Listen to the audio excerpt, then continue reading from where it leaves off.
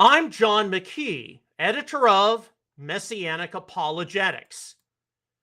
Messianicapologetics.net. And I would like to welcome you to this episode of Messianic Insider, your theology and news roundup for September the 22nd, 2025. This is a big day, of course, for people all across the Jewish community, the Messianic Jewish community. This evening, we will be remembering Rosh Hashanah, the civil new year, the festival of trumpets. I'll be going to my local Messianic congregation where there will be traditional Jewish liturgy, the blowing of the shofar, and also some dynamic scripture readings. Mainly scripture readings invoking the last trumpet, the future resurrection of the dead, and the return of the Messiah. And this is a time, understandably so, especially when we look out and see what is happening in the world, where end-time speculation is very, very high. And when we look at what has taken place over the weekend,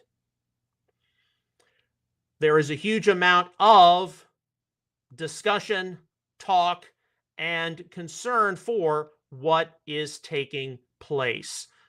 So before we get into a number of things, I hope you don't need to be reminded, but we're going to do it anyway. Number one, be sure you are praying for peace, Israel, Gaza, the Middle East. Number two, be praying for peace, Russia, Ukraine. And number three, pray for reason and sanity to prevail here on the American home front. This past weekend, of course, we had the Charlie Kirk Memorial Service out in Arizona.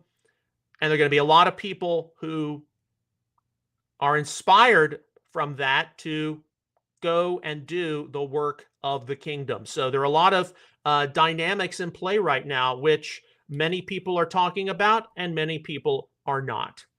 So before we get started on our discussion and for our theology roundup, I'd just like to direct everyone, we do this every Monday, be sure you go to Messianicapologetics.net. Here in the right-hand column, you see blog notifications.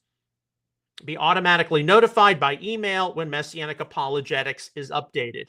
You can put your email address in there, and then you'll be asked to confirm. So whenever we post something new or reintroduce something from our archives, you should receive an automatic notification. That is different than clicking here, the envelope icon. That is our email update list. You also put your email address in there, your name, and it will ask you for confirmation. Those are specific things we have to send out. So, for example, when this episode is archived, when we're completed this afternoon, there'll be an automatic notification, and then we will send out a specific notification on the list. Yeah, at least with this, we want to make sure that nobody misses an episode of Messianic Insider.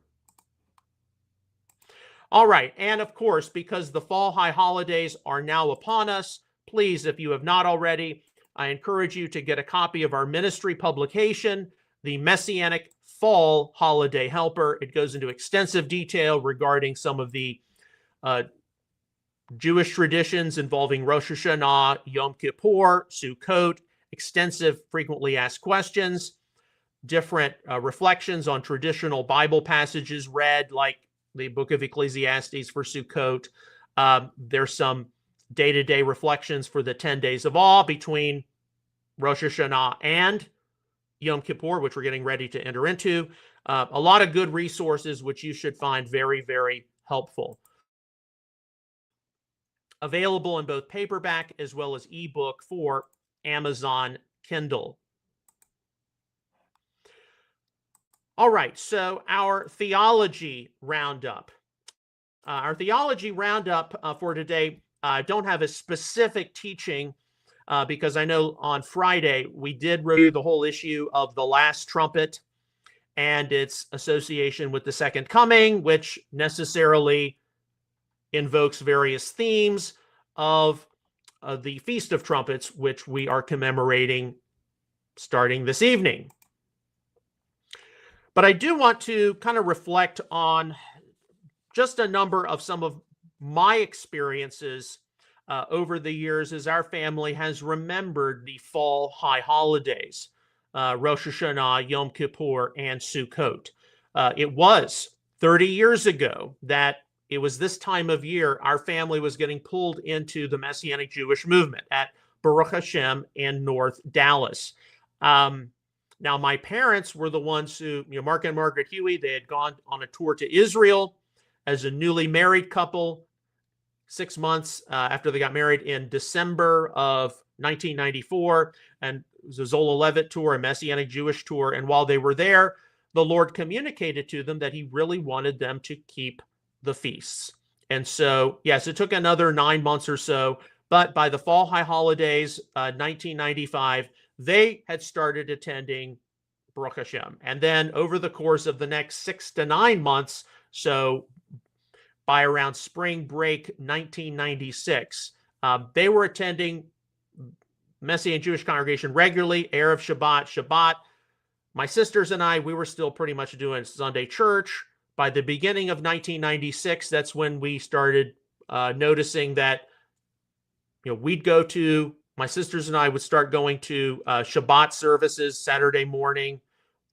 Perhaps later, we'd go to the monthly Chavarah gathering. After spring break of 1996, that's when we started attending Messianic Judaism exclusively. And so by the fall holidays of 1996, that's when we were fully in the Messianic community. We'd gotten rid of all the pork and shellfish from the refrigerator. Yes, it was at a time when there was a huge amount of end time speculation, but nevertheless, we were fully into the Messianic movement. So over the next year or so, I'm definitely going to be reflecting, we're all going to be reflecting on our experiences the past 30 years, the past 3 decades, being directed by God into the Messianic community, being called by him into this very important field for the last days. And along with that, a lot of the experiences we've had and reflecting on what the next 10 years are going to be, because we are entering into a time when it's not business as usual. And I know that since we've entered into the 2020s, the Lord has been trying to get the collective attention of all of us, especially in the Messianic community. How many people have been paying attention? How many people have not? It's going to be very fascinating to witness because if you heard some of the personal prayers I issue before the throne, you'd be astonished because we know that things cannot continue the way they have been. We know that a lot of the Messianic Jewish pioneers, they're getting older. You're not going to have a movement made up of 85-year-old rabbis. I'm just sorry. There is the question about what do you do with all these non-Jewish people who've been called in? How do you best maximize all of their gifts and talents and skills? And most importantly, based on what we've seen, certainly since election 2024, all the changes which have been taking place, the situations we pray about constantly, what are we going to do?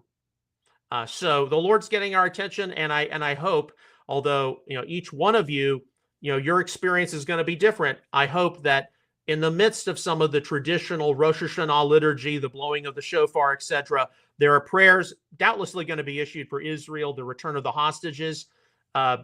We know this past weekend from yesterday, the United Kingdom, Canada, and Australia have officially recognized an independent state of Palestine. That is a game-changing event in the Middle East. It was anticipated. There are going to be more which follow. What are you doing or not doing about the Russia-Ukraine conflict? What are you saying or not saying about what we've experienced here on the American home front? There are a lot of things which are happening right now, and people are being tested, hearts are being rended, I should say, and nerves are frayed. And there are, and I hate to say this, there are a lot of leaders right now in the Messianic community who are afraid. They're not just anxious or nervous. They are afraid about the future. And so they're going to act like it doesn't exist. Or worse yet, they're going to say, well, that's a concern for the Goyim. It's not a concern for Israel and the Jewish people. Yeah. And I also know because this next year, the Lord gave me this impression at the Messiah conference. Interestingly enough, right after we visited, our family visited the McKee family plot. So paying our respects to my father and my McKee grandparents, gave me a lot of just, really important things I needed to be focused on for my own life, and how the next year is going to be a huge series of changes for me personally. And it's not just because I'm approaching 45 and entering into middle-aged, and things I once tolerated, I'm no longer tolerating. You're going to start seeing, and you've already seen it this year with going, yes, 5 times a week, Messianic Insider, but we're discussing current events. We didn't do that last year as much. We didn't do that in previous years as much, but now we're doing it, going through the news. And, every day, prayers for God's protection, because we are living in a very, very dark time. And, I see the generational conflict between the baby boomers, Generation X, the millennials, Generation Z, emerging Generation Alpha. I see it. And a lot of it involves, are you just going to continue to live in this little bubble where the issues of the day don't matter? I mean, and I'll close with this before we get into the news. For our family, the month of August into September, because we have a variety of family anniversaries, different births, different marriages, different deaths, other significant events. We're already, going through the cycle of remembering people who preceded us. We're already going through the cycle of, oh yeah, this is when, for example, my father went into a coma. This is that day, or this is the day we attended a funeral, or this is the day we attended a wedding. So we've already gone through a lot of these personal, confronting ourselves, going before the Lord, asking him for forgiveness, asking him for further refinement, expressing some of our concerns, expressing some of our anxieties. I mean, we're human. We all have these things. But by the time we reach the fall high holidays, by the time we reach now we're focused on the us, no longer the me. We're focused on the us as the people of God, us as the faith community. So many of the prayers you're going to hear over the next few weeks, mainly Rosh Hashanah, especially Yom Kippur, are about the us. They are about the public confession of sin, public confession of our faults and our errors, public confession of how we need you. And indeed, if there's anything we have to, it cannot be overstressed right now, we need you, God. We need you. Especially as we contemplate, what is going to happen in the next year, because it's going to be massive. A huge shift has taken place in the world. The Middle East is going to be a different place. Is Europe going to be a different place because of the Russia-Ukraine conflict? Probably. And what changes are we going to see in North America here at home? It's, you can't avoid these issues.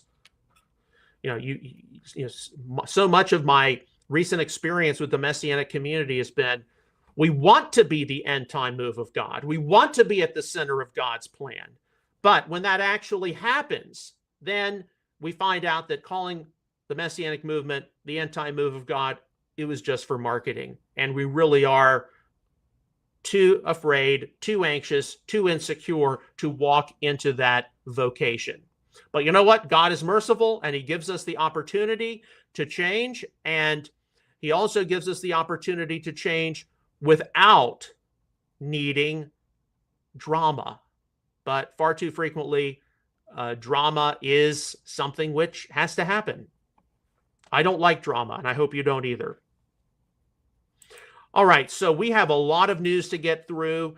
This is news which involves things Israel, the Middle East, Russia, Ukraine, here on the American home front, and even a few religious stories.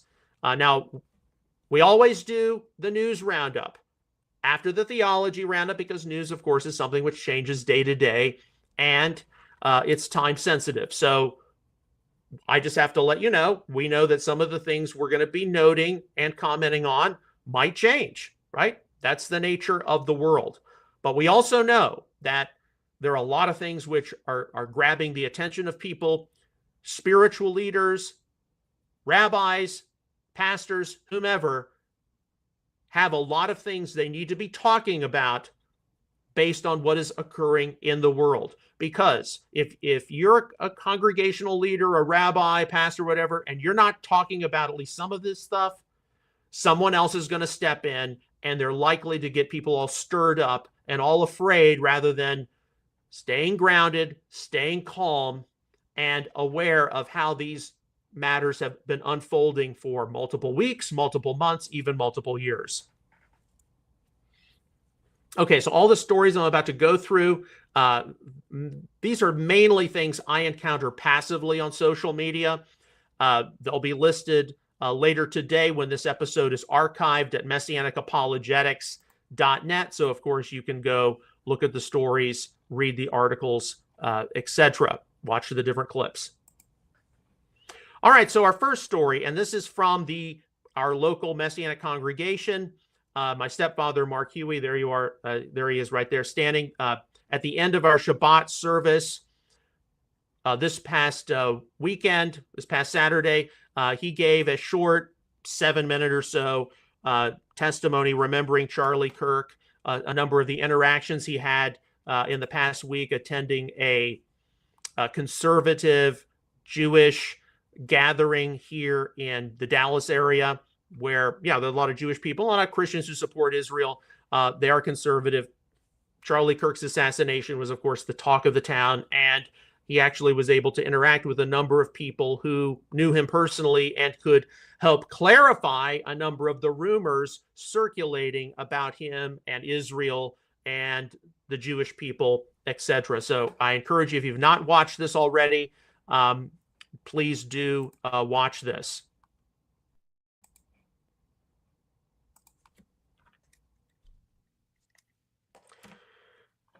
Okay, we're going to go through a variety of news items from Friday afternoon to this morning. Okay, our first news item, Visegrad 24. This is from Friday afternoon, September the 19th. Breaking.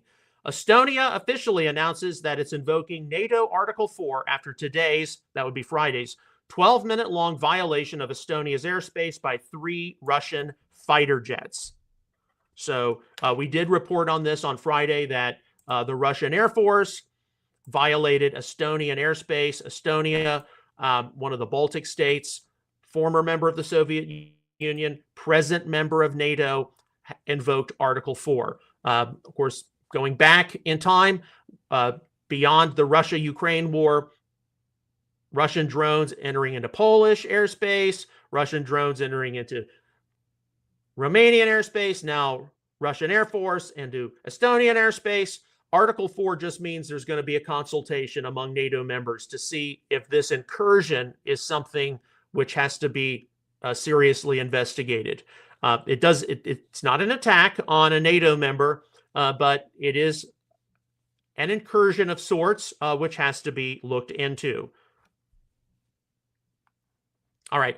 The Charlie Kirk murder, death, assassination. What is going to come from this? I've said this before, that there are 3 main aspects to Charlie Kirk's death. Whether you agreed with everything or not he stood for, that's not the point. Number 1, there is the mourning and condolence phase. He did just have his memorial service in Arizona yesterday, but there's still going to be, a long period of mourning for a lot of people, especially the survivors, Erica Kirk and their children. The second phase is, of course, the legal phase, the investigative phase. Who did this? Who was responsible? What were their motives? Is there going to be a trial? Whatever it is, the death penalty, there's that phase of this. And then, of course, there's the third phase, and that's the phase which affects everyone.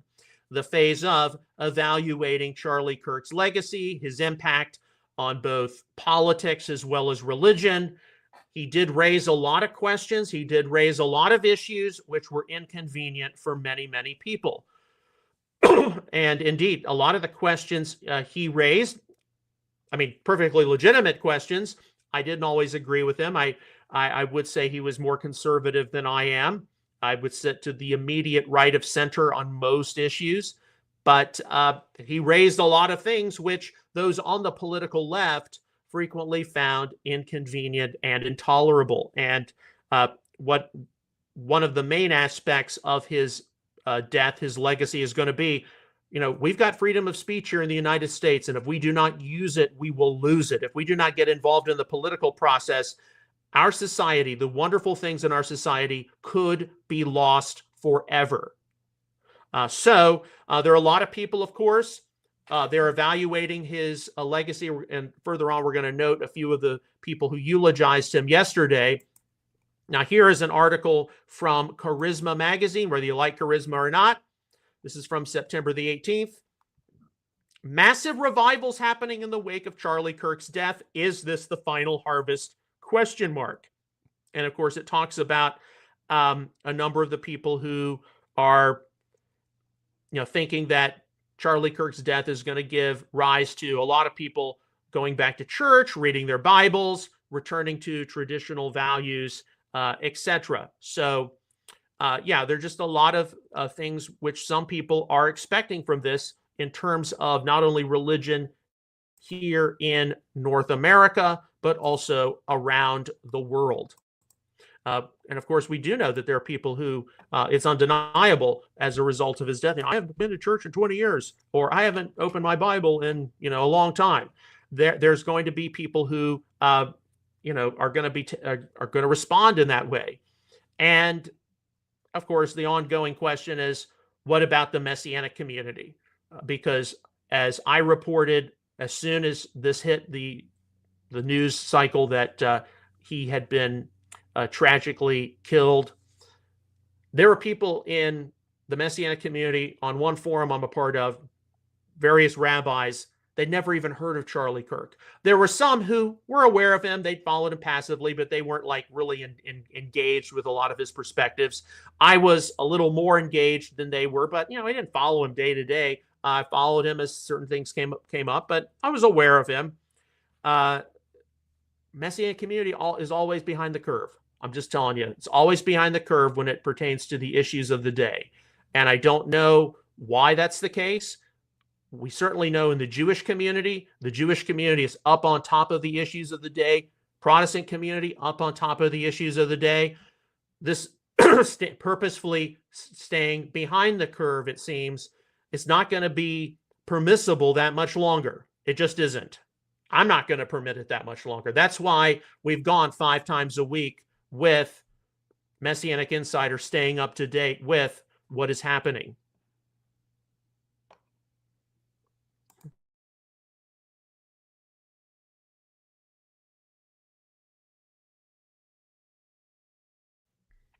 All right, so among those who are evaluating the legacy of Charlie Kirk, there's a 1-minute, 22-second clip here.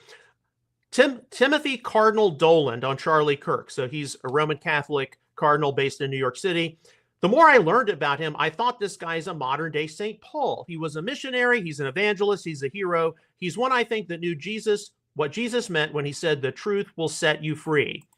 Okay, so we have seen people compare Charlie Kirk to, he's had more influence than anyone on earth save Jesus. I completely disagree with that.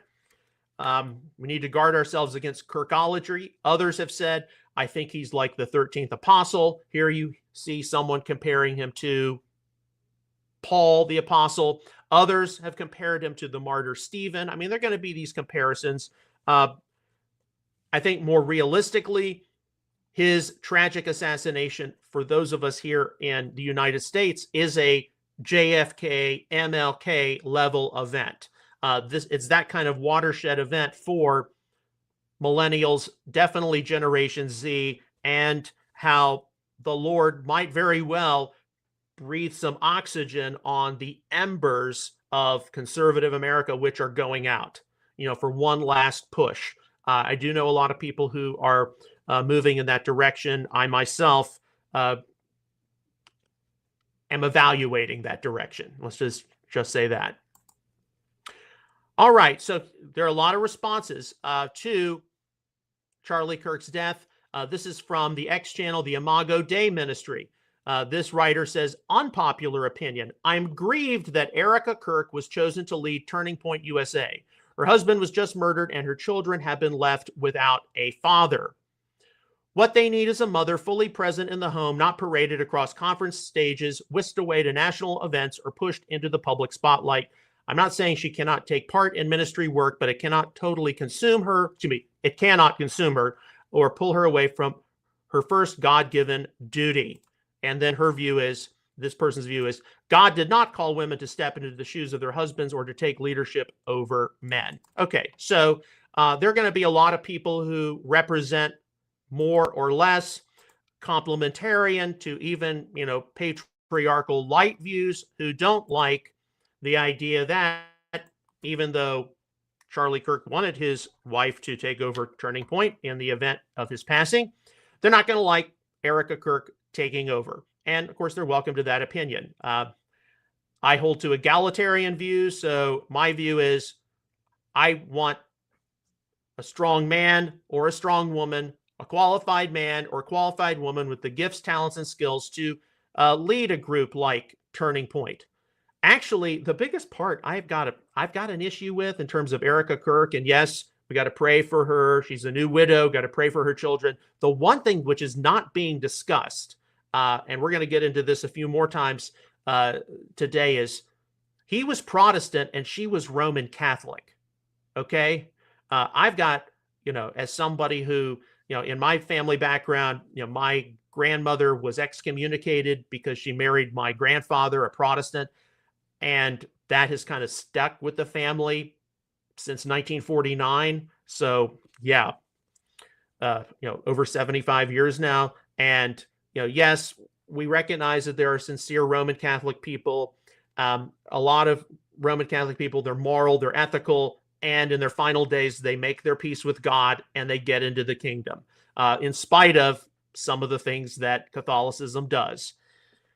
But this is something which concerns me far more than her gender, far more.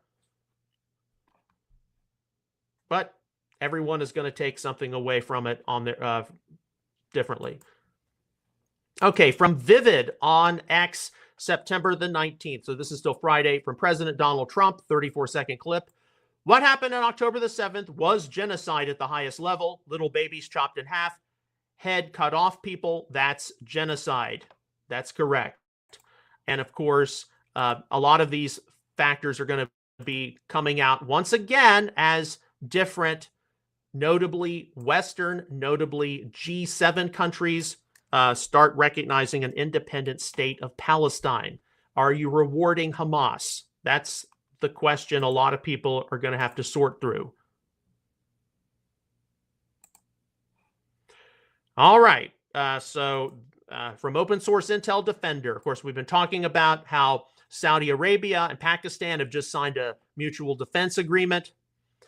From September the 19th, the evening, Pakistan's defense ministry has announced that its nuclear arsenal will be, quote unquote, made available to Saudi Arabia if needed under the new mutual defense pact signed earlier this week between the two countries in the Saudi capital of Riyadh. Okay. And, looking back on this, yes, this is concerning. Pakistan being involved in the Middle East, because Pakistan is a South Asian country. Now, it's not so much a Middle Eastern country, but it is Islamic. And yes, it is a nuclear power, but it also has India right there. And India is also a nuclear power. So one of the things which I know is behind a lot of this, yes, Israel just bombed Qatar, taking out Hamas headquarters. The Arab and the Islamic world need to band together in some kind of alliance. I wouldn't go as far as to say confederation, but here we see the possible start of that.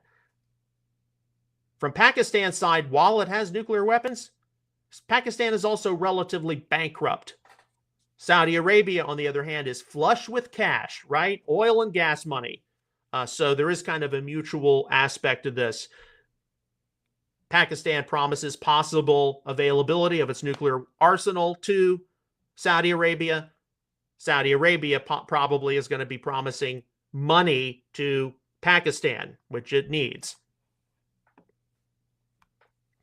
Okay, here was an interesting story to pass along. It's 3 minutes, 3 seconds from the X channel ME24 Middle East. Egyptian broadcaster Ahmed Musa, Hamas, not Israel, behind Gaza starvation. Egyptian broadcaster Ahmed Musa, Hamas, not Israel, behind Gaza starvation. Egyptian broadcaster Ahmed Musa has argued that the humanitarian crisis in Gaza stems from Hamas's action, not Israel's. He accused Hamas of hijacking aid, profiting from it, and sacrificing civilians to sustain its rule. Musa urged world leaders to stop empowering Hamas, stressing that dismantling its influence is essential to end the cycle of suffering. Okay, so here's another perspective on aid, food aid entering into Gaza, and Hamas takes it and they profit from it. This is not a perspective you're probably going to hear that much on the mainstream media. All right, Kirk Cameron. This is from Instagram, The Christian Post. Last week, of course, Kirk Cameron basically saying that Israel are the believers, not the state of Israel, not the Jewish people. Christian Post pick up on this. Kirk Cameron ignited a heated debate after posting and then deleting a video tackling Christian support for Israel in response to viral clips featuring Tucker Carlson and Ted Cruz. Remember that from a while back. Cameron's reflections question biblical interpretations about supporting the modern state of Israel, emphasizing the need for theological clarity and unity over political divides. The deleted clip triggered strong reactions from Christians and Jewish commentators, with many urging prayer, deeper study, and respectful dialogue as faith leaders navigate complex global issues. Okay. And of course, a lot of it is connected to Genesis 12:3. I will bless those who bless you. Right? And, that is a classic soundbite given in by a lot of evangelicals who support Israel. And it's the main soundbite used by much of today's Messianic Jewish movement. Now, I'm not saying you can't use Genesis 12:2 to promote support of the state of Israel, but there's a lot more in the Bible we've got to be up on, because if that's all you are using, because you want to make it as simple and as easy for people to digest, I'm sorry, you're going to get run over. You're going to get run over by those on social media in the replacement theology camp. And we're going to have to get up on our game. And, I've got an open file on this subject. I'm just compiling notes right now, but there are a lot of good resources out there which describe the development of Christian support for Israel going back long before Darby and Schofield ever entered into the arena. A lot of good resources out there from a non-supersessionist perspective supporting God's ongoing covenant and blessing of the Jewish people and the state of Israel. From Newsmax, September the 20th. This is from Saturday. President Trump said Friday that reports of Russian fighter jets briefly crossing into NATO airspace could be big trouble for Moscow. Yeah, this is a problem. And I know that many of us are very, very upset in Vladimir Putin for what he has done post-Alaska summit. We were very optimistic that, okay, we might be able to see this conflict come to a conclusion and some kind of an honorable peace come out. Sorry, but Vladimir Putin going after civilians now, trying to see, if he can clip the edges of NATO, Poland, Romania, Estonia now, he's pissed away a lot of opportunities. And, Trump is going to be very hard on him. Expect the rhetoric to increase. All right. Many of you all are aware of the current suspension of Jimmy Kimmel on by ABC because of some remarks he made about Charlie Kirk and his death. Now, I don't watch the late night shows. I haven't watched them for years. Obviously, if late night shows have got bad ratings, they lose money for the networks, something's going to happen, possibly even cancellation. But here's a reaction to that posted by Fox News on September the 20th, and whether this should involve the FCC. Federal Communications Commission. Unbelievably dangerous. Senator Ted Cruz, our senator here in Texas, warns that advocating for FCC action against political adversaries after Jimmy Kimmel's removal from ABC would set a censorship precedent every conservative in America will regret. I generally don't think it's the government's job to get involved with censoring people on the airwaves. I think ultimately that is a business decision which needs to be made by networks. If the ratings are poor and they're losing money, okay. But the U.S. government shouldn't just be deciding who they want on or who they want off. So yes, I agree with Ted Cruz. From Open Source Intel Defender, this is from Friday afternoon, September the 19th. The Trump administration is in serious discussions with the Taliban about reestablishing a small U.S. military presence at Bagram Air Base in northeastern Afghanistan as a launch point for counterterrorism operations, according to people with knowledge of the negotiations who spoke with the Wall Street Journal.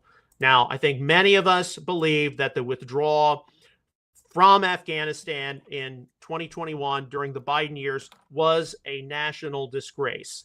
Okay, I seldom know anybody who thinks that that was a great thing. The way it was conducted was a total cock-up, and it was a total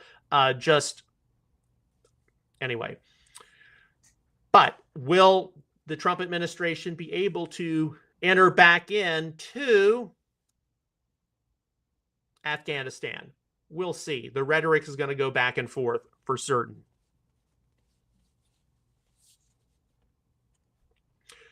All right, here's a story from Zero Hedge. This is something very, very concerning. And it's certainly something a lot of people in our Messianic faith community would be worried about. This is from September the 20th on Saturday. Shop owner in Germany goes full 1930s with sign banning Jews from entering. Shop owner in the city of Flensburg, Germany, near the Danish border, decided to put up an anti-Semitic sign in his window, effectively banning Jews from his store. And so there you have it. Jews have house ban here. And this is from Stand With Us, their X channel.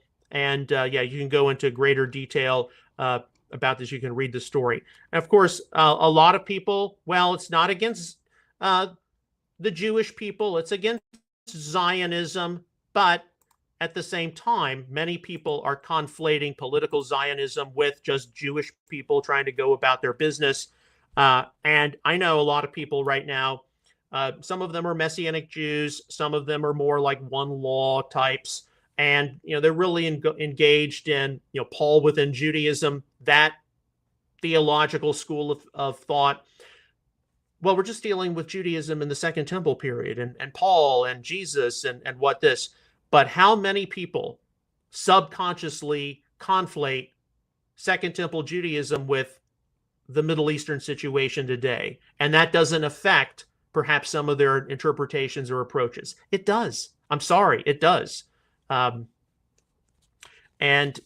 how many of us, and this is something I have to continually evaluate, how many of us have already said what we need to say regarding Paul's letters? Maybe we have to do some updating, some refreshing, but we pretty much have said what needs to be said, because now we've got to move on and discuss contemporary matters. I know that in the past 10 years, yes, it's taken that long. I've been going through that transition in my own ministry, my own research and writing, especially with the experiences I've had in getting re-engaged in Messianic Judaism, being ordained as a Messianic teacher, and just having supernatural impressions about what our future is going to be. We can't stay with our head in the sand based on when we see these kinds of matters. We have to acknowledge them, and we have to appropriately, yes, stay grounded, but factor it into our future decisions. Okay. From the Jerusalem Post on Instagram, the 19th of September. So this is from Friday. Egyptian President Sisi calls Israel enemy for first time since before 1977. Egyptian President Abdel Fattah al-Sisi labeled Israel an enemy at the Arab Islamic Summit in Doha, marking the first use of such language by an Egyptian leader since before President Sadat's 1977 Jerusalem visit. Sisi cited concerns over potential Gaza refugee displacement through the Rafah crossing into Sinai. Okay, and mind you, when President Sisi took over Egypt, I know a lot of us were like, oh, thank God you got rid of that crazy guy in the Islamic Brotherhood. So this is concerning because he was viewed as kind of a moderate. Okay, yes, I get it. He's got to act like a junior pharaoh to his people. He's got to talk big, but then possibly on the side, he's got to, have back channel communications with the Israeli government, keep things stable as much as possible. But this shows you how things are heating up.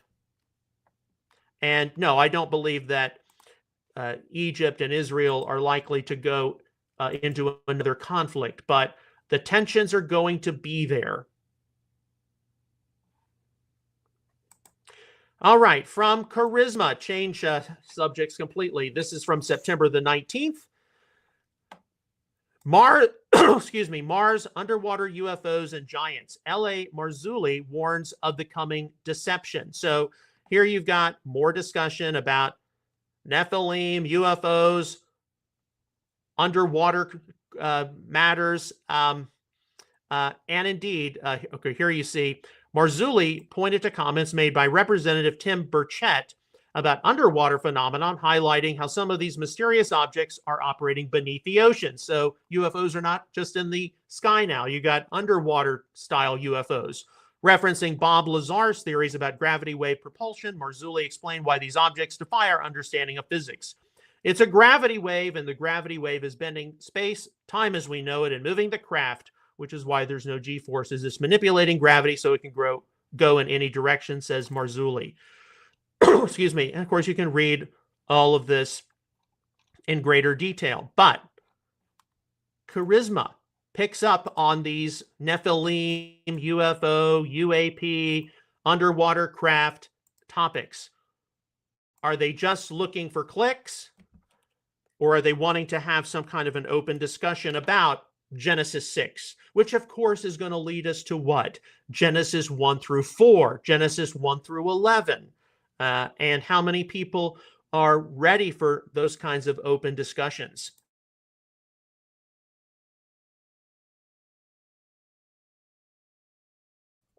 I told somebody recently, just this past weekend, I've got 2 sisters and 2 brothers-in-law who, if you ask them, does God have other stories playing out in the universe? They will immediately answer, yes. Universe is too big for human civilization to be the only sentient life. And actually, at this conversation, there was this older Messianic Jewish lady from New York who kind of tacitly said to me, "Oh yeah, I understand that. Universe is too big. It's arrogant of us to think that humans are the only civilization and that God doesn't have other things going on." And I said, you know what? I know that these are live wire discussions for a lot of people. Let's bring this back to center. We all agree that when Yeshua the Messiah returns, there will be secrets regarding the greater universe and the conflict between good and evil, God and Satan, which he will reveal to us. And a lot of these questions will be answered. And that is where we start with this conversation, not shutting people down. How dare you ask that? When, in fact, these are some of the oldest questions asked for millennia. So we should be able to easily navigate them and agree, look, the things about the universe we don't know, God will show us sometime in the future. And I think having that kind of humility is necessary for what a lot of the millennials, Generation Z, have had to go through. not being permitted to have some of these conversations, which, look, if Charlie Kirk were alive, and actually we posted a clip from him last week in the cockpit of a jet aircraft where he apparently saw UFOs and he wanted to open up the discussion. So we've got to learn to, or in some cases, relearn how we're going to have open discussions. All right, so here's an important post I saw from Instagram, the channel Community News. It's 4 days ago. Young conservatives and Trump voters have a largely positive view of Israel and strongly approve of the way President Donald Trump is handling the U.S.-Israel relationship, a Washington Free Beacon poll found. That's true even for those who turn into or get their news from anti-Israel podcasters like Nick Fuentes, Tucker Carlson, and Candace Owens. Okay, we know that polls fluctuate. They go week to week, month to month, and yes, sometimes even day to day. We know Candace Owens has gone off the deep end with a lot of different issues. In my opinion, Tucker Carlson is not that far behind. I never really followed Nick Fuentes, but this is an important road sign. It's an important prompt. It's easy to recognize how on the radical left, there is a lot of anti-Israel sentiment. But now we are seeing it on the right, and we have to, like with other matters, factor it into our future plans and forecasting. Now, along with that, I thought I'd pass this along because I am a former resident of the state of Florida. Florida releases pro-Israel license plate. And here you see a version of the Star of David with an orange, and I think that's a flower. It's not a starfish. But yeah, so of course, Florida has one of the largest Jewish populations in the United States. I would not expect, although you never know, I would not expect the state of Texas to do this. In fact, the Texas license plate of today is pretty bare bones. It's just, Texas and then your information. There's not really any design on it. But we'll see. Although I think most people I've encountered who've gotten vanity plates in Texas, they tend to have it associated with some kind of a sports team. All right, a lot of people continuing to respond to the death of Charlie Kirk. Here you see one from September the 19th. Amanda Grace reveals how Charlie Kirk's death triggered a prophetic timeline.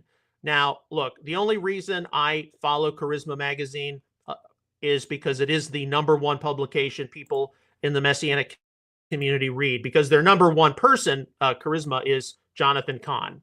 But here, she points out that Acts 7 through 8 provides a blueprint for our times. Stephen boldly confronted a hostile environment and was martyred, triggering revival. Okay, but I don't really follow the charismatic movement that much. Yes, coming from the Wesleyan tradition, I do believe in the gifts of the Spirit. I don't believe the gifts are dead. My problem with the charismatic movement is that it is riddled with scandals and controversies. So I don't put a lot of stock into this kind of stuff. But I do recognize that socially speaking, Charlie Kirk's assassination is a big watershed event. And there are going to be a lot of people in the coming weeks, days, even months, possibly years, who are going to be looking back on his influence. They're going to see different clips of him, different recordings of him, and they're going to be prompted to talk about that subject, talk about that issue. We're not going to get to the point where we have little bracelets, WWCD, what would Charlie do? But we might see a lot of people pose the question, what would Charlie say? Because he encouraged open dialogue and debate. From Visegrad 24, September the 20th, a resolution in the UN Security Council on shielding the Islamic regime in Iran from reimposed UN sanctions failed in a 9-4 vote yesterday.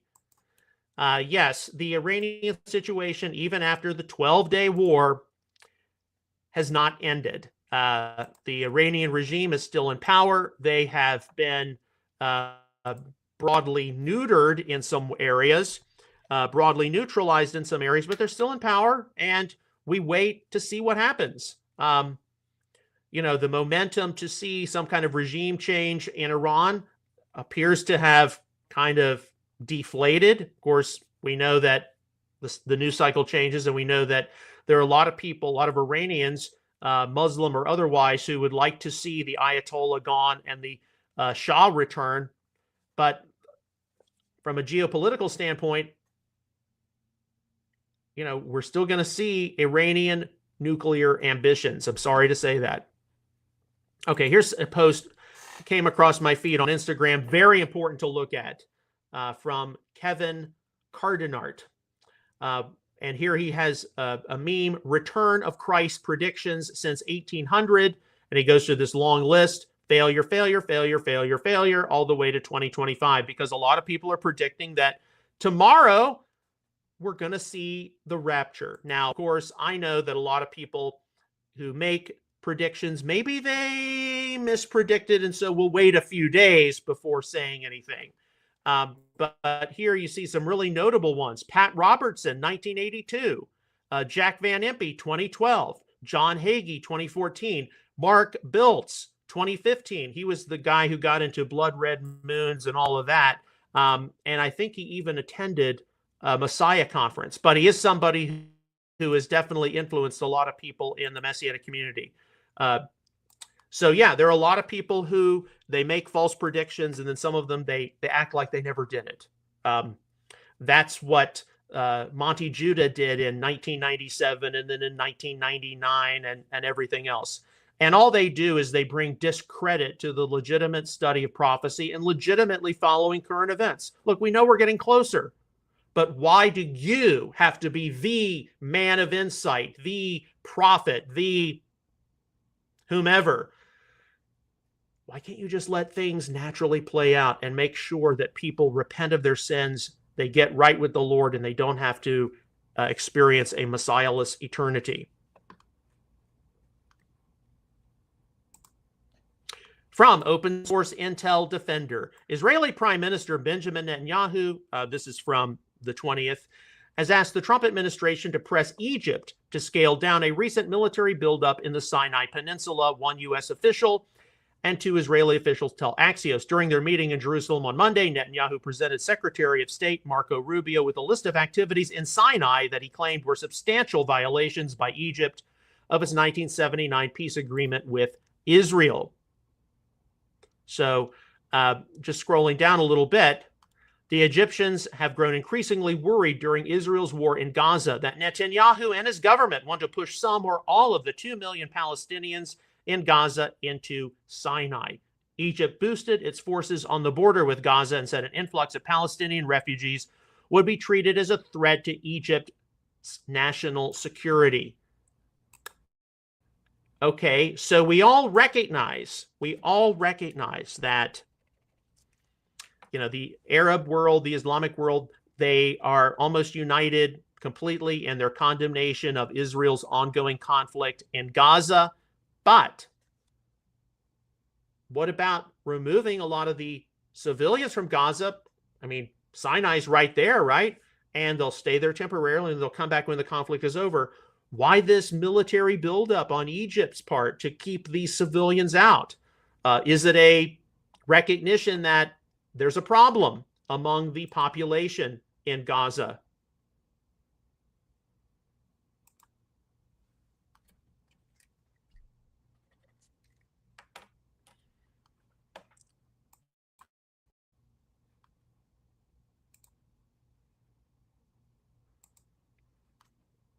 Okay, from the New York Post. This is September the 3rd. Hamas ominously released what it called a parting image on September the 20th of the remaining 48 Israelis being held captive in Gaza as the Jewish state's ground troops prepare to close in on Gaza City. The image is a compilation of the faces of the captives with the name Ron Arad inscribed below each one. Okay, so yes, this is very concerning for certain. And yes, as you remember Rosh Hashanah this evening at your Messianic congregation, be sure that you are praying for the release of the hostages.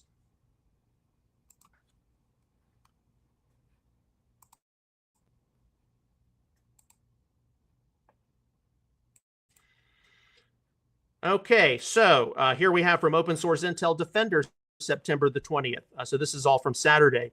Qatar is demanding an apology from Israel for its recent ballistic missile strike in Doha, that's Israel bombing Hamas headquarters, before it attempts to resume its mediation of a ceasefire agreement with Hamas in Gaza, according to two sources familiar with the matter who spoke with Axios. Sources said the request for an apology comes from Qatari Emir Tamim bin Hamad Al Thani, and that he raised the matter with the Secretary of State, Marco Rubio, when they met Tuesday in Doha. So, yes, Qatar wants an apology for what Israel did, firing on their soil.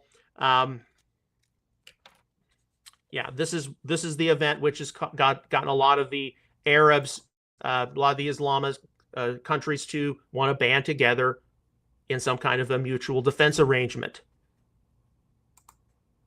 Okay, from Open Source Intel Defender, this is reposting part of a post President Trump made on his Truth Social platform. U.S. President Donald J. Trump is continuing a spree of threatening posts today on Truth Social, stating now that if the Taliban does not give Bagram Air Base back to the United States, bad things are going to happen. Indeed, it is true, whether it was the British, the Soviets, the United States, and NATO, it's been very hard to control Afghanistan. But we also know that the location of that air base is strategic in Asia, adjacent to China. You know, we'll see what happens. I know, like many other Americans, I was just absolutely distraught by our very irresponsible and reckless withdrawal from Afghanistan 4 years ago. Okay, here's an important post. This is from Father Calvin Robinson. Many of you all know who he is.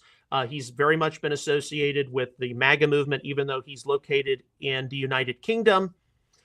He is definitely a strong supporter of replacement theology, supersessionism, says, why do I have to use a term like Judeo-Christian? Why can't I just use Christian? I actually use the term Judeo-Protestant myself.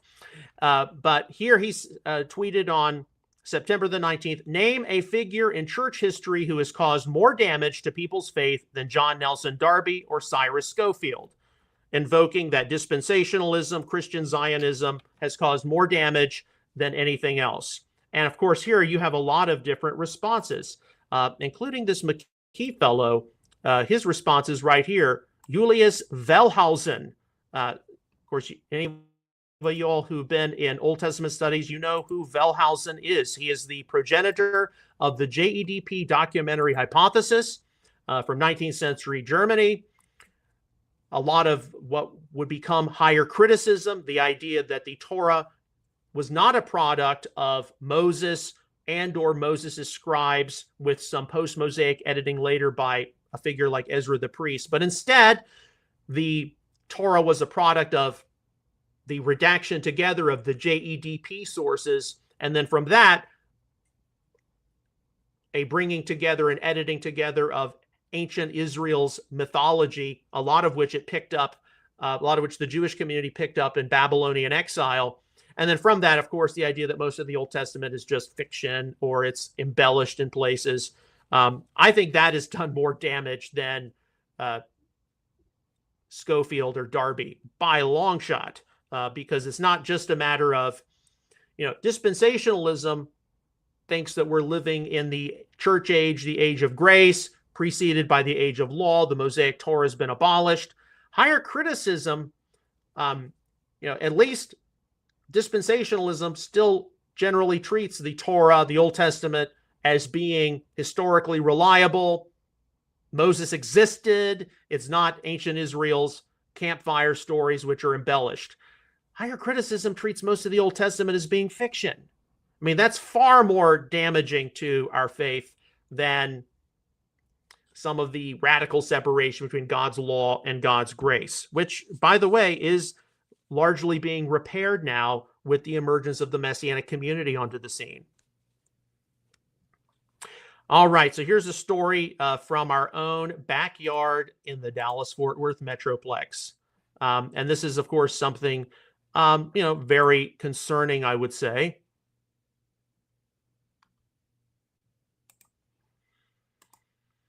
Okay, from the Christian Post, Gateway Church fraud lawsuit moves forward. A federal judge has denied Gateway Church's motion to dismiss a sweeping class action lawsuit alleging fraud and breach of contract over church tithes and a money-back guarantee. Okay, so the Gateway Church situation, it's continuing. And yes, unfortunately, it's going to involve different monies. And that's, really unfortunate, and it's very upsetting.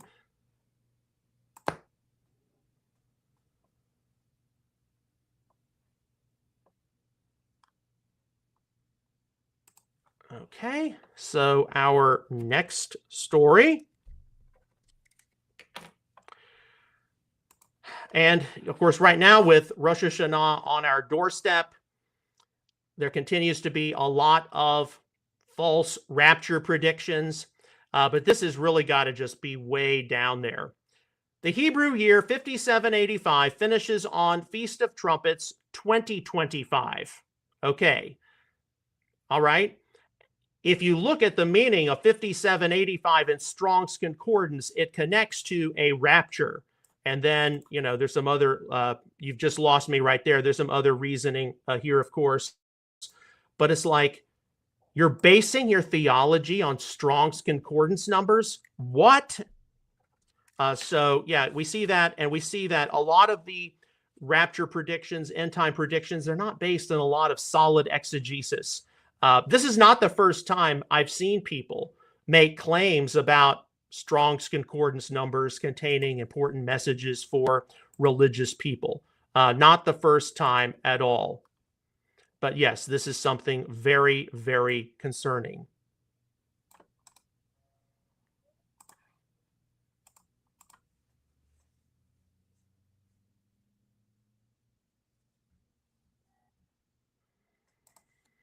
Okay, so our next story.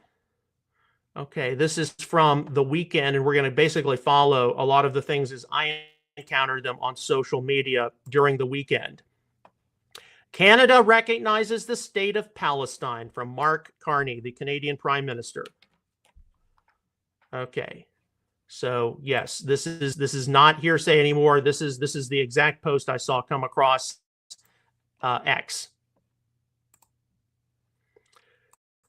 All right, so as it involves the legacy of Charlie Kirk, of course, there are a lot of discussions right now about who is behind his assassination.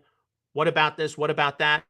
Open Source Intel posted this 1 minute, 52-second clip yesterday, the 21st of September. This week, Turning Point USA host Alex Clark's show, Erica Kirk, Charlie's wife, will confront allegations from Candace Owens, Tucker Carlson, and others, ranging from claims of a $150 million offer from Netanyahu to rumors about his shifts in his position on Israel and his supposed plan to convert to Catholicism before his assassination.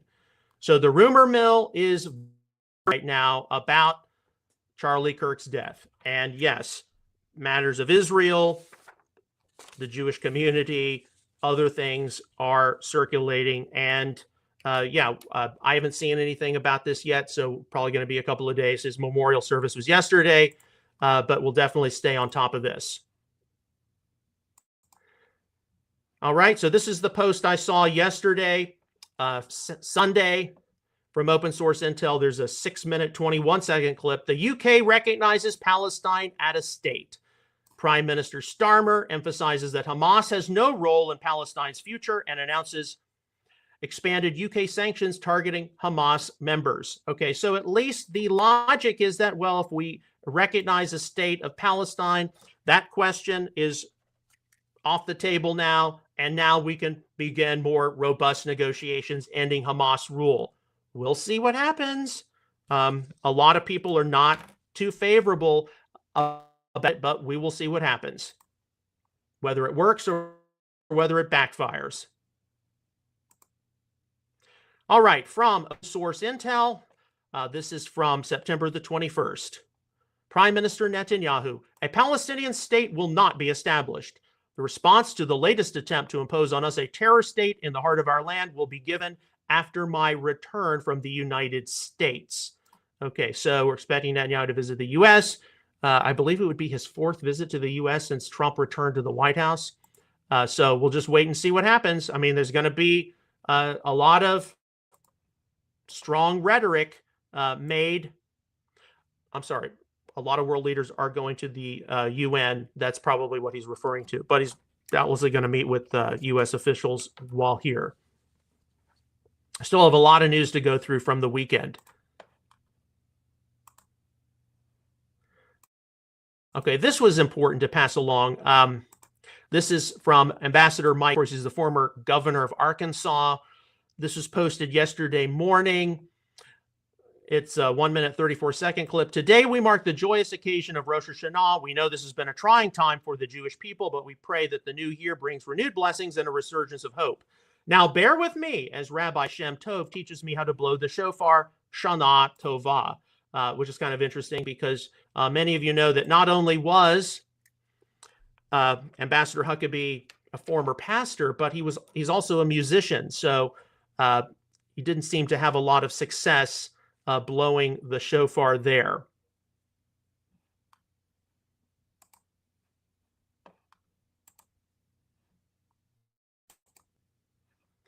Okay, our next story.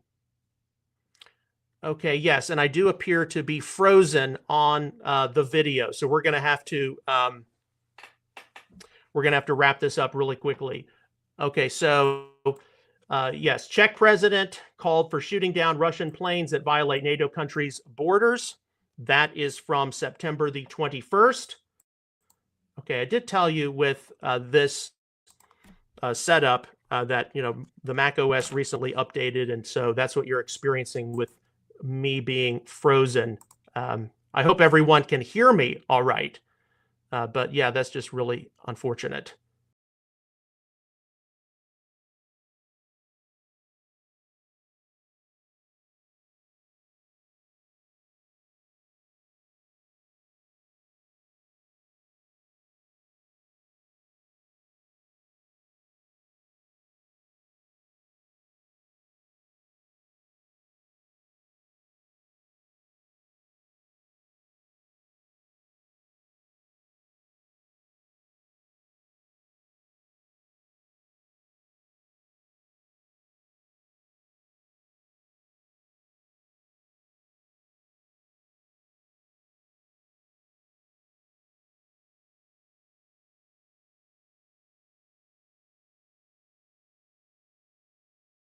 Has not recognized an independent Palestine, not yet. But when they do, they're saying that it is a condition of recognition that Hamas free the hostages. Okay, so maybe we've got no. I think no. I think the video has been frozen, even though it's going into the feed from what I can tell on my machine here. I'm so sorry about that.